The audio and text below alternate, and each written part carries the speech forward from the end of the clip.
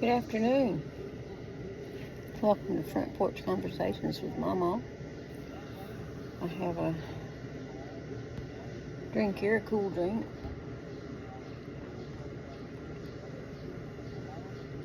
It's 92 degrees. It's not much breeze, but under the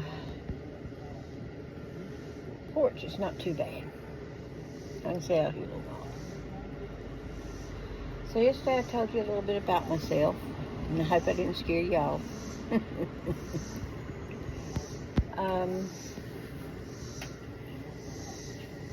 Let's talk about the breeds of chickens.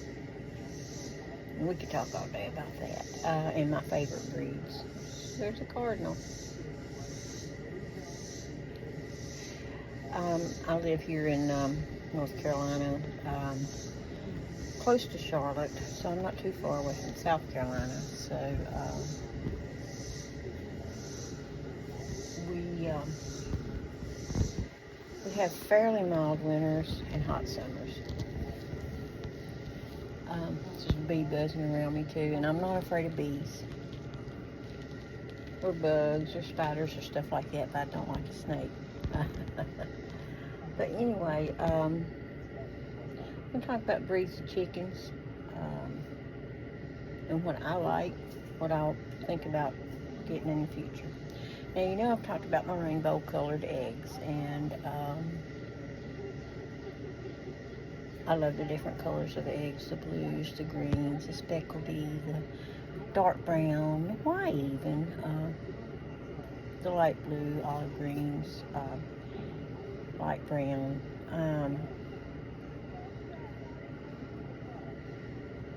But if I had to pick one, and only one, if I had to pick a breed of chicken and only one breed of chicken, what would I pick? It's hard to say. I'd pick one over the other.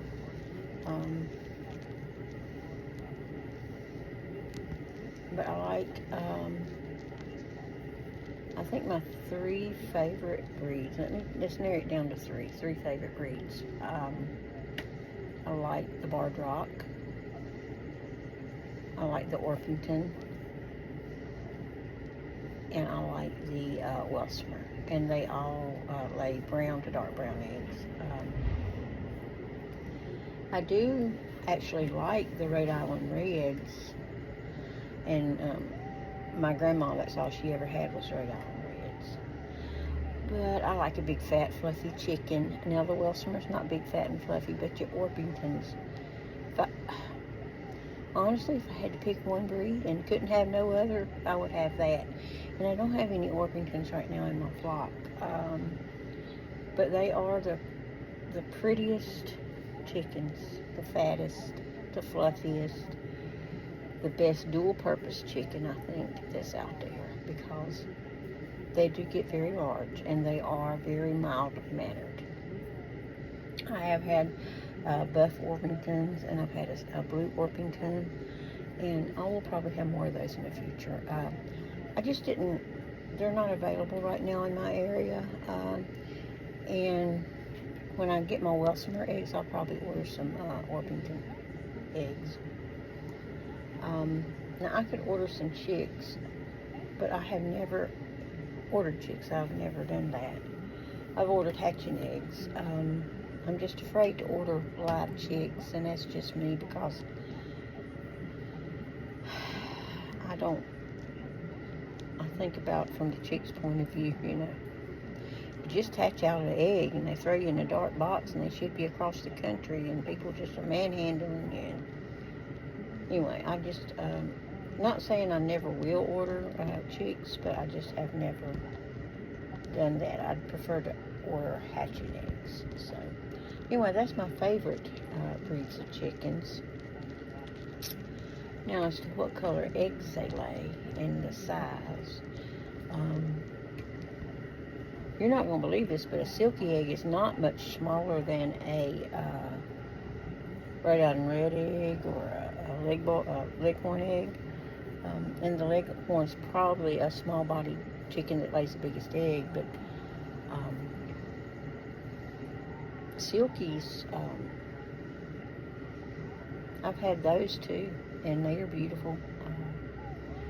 But their feathers do take a lot of maintenance, and I wouldn't recommend that for somebody who's wanting to have eggs, have chickens for eggs.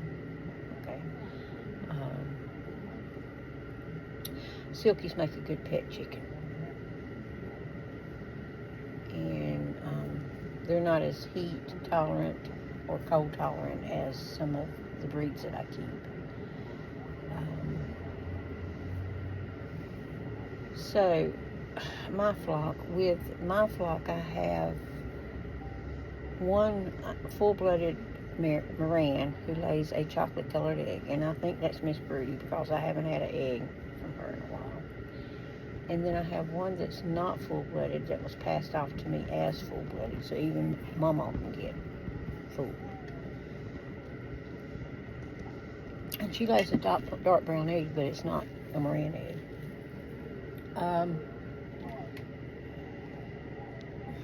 Her feet are not as heavily feathered either as the other Moran. Anyway, and then I have production red or cinnamon queen brown egg, barred rocks, light brown eggs. I have the blue chicken out there, and I'm not sure what breed, but I think she's an astrolot, and I got a black astrolot, and they lay medium to brown eggs. Then I have the one gold Easter egger chicken. She lays a gold egg, and the three leghorns, they lay white. And then my leg bars, they will lay blue when they start laying. And my rooster is a leg bar rooster.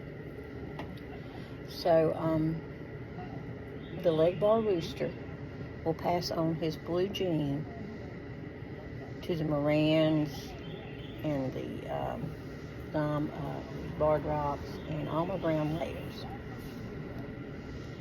And any chicks that come from that combination with him and the brown eggs will be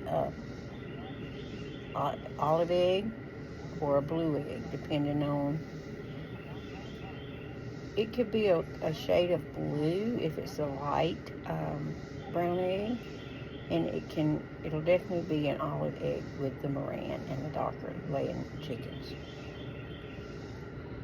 And the Welsumers that I want to get, they lay a dark brown egg with spots on it, and it's medium brown with spots. And then if I breed the Welsumer hen to the leg bar rooster who is got the blue gene, they will lay speckledy green eggs, and that's what I want. Okay? And I want the Welsumer because they have the speckled eggs. And I would love to have some speckled olive eggers. Like I said, I want some Welsumer, a couple of Welsumer hens in my flock. And I want another Moran in my flock to give me the olive-colored eggs.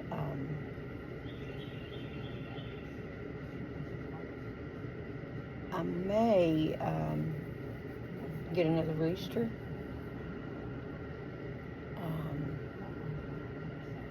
I may get a Moran rooster so I can have some true Moran eggs. But I don't know. But anyway, the different breeds have different colored eggs, and if you intertwine those breeds, you'll have the rainbow eggs like I get.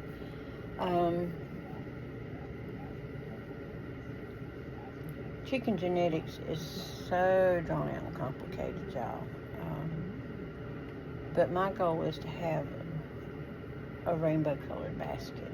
And I do now. I have some beautiful eggs now. But just some green ones, some blue ones, some speckledy ones, you know. And to do that, I'm going to have to get the right combination of hen and rooster. combination. Now, I have 14 hens, and I could probably get by with adding 2 or 3 more and not having to add another rooster. But we'll see.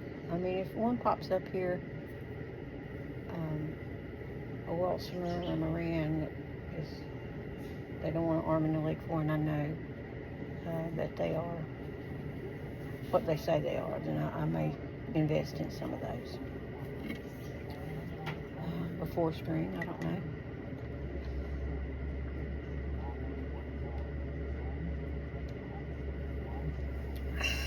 My goodness. It is really hot today. I have fed and watered all the chickens, changed the ducks' water, and I just took out, I've got a 2-liter bottle of water in my freezer, and it didn't get quite frozen, but it was ice cold, so I took it out and put it into the water and misted the chickens down with the water hose. They seem to be doing all right.